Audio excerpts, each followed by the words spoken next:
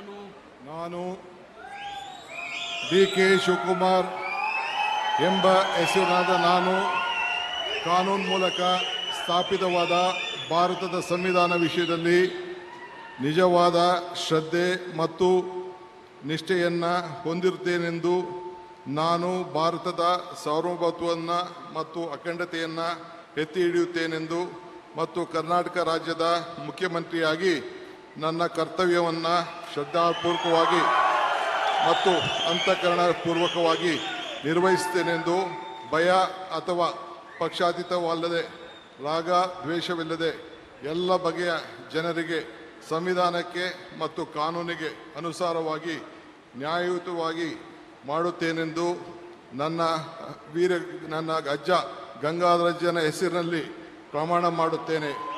ಶ್ರದ್ಧಾಪೂರ್ವಕವಾಗಿ ಪ್ರತಿಜ್ಞೆಯನ್ನು ಮಾಡುತ್ತೇನೆ. ಮಾನ್ಯ ಮುಖ್ಯಮಂತ್ರಿಗಳು ಈಗ ಪ್ರಮಾಣ ವಚನಕ್ಕೆ ಸಹಿ ಮಾಡಲಿದ್ದಾರೆ.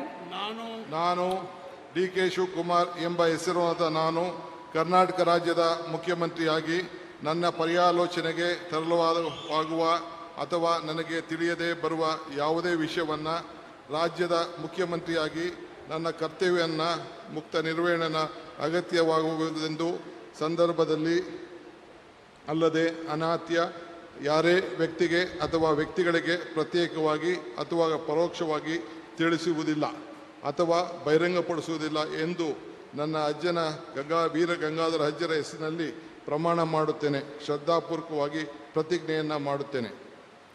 ಧನ್ಯವಾದಗಳು ಸರ್.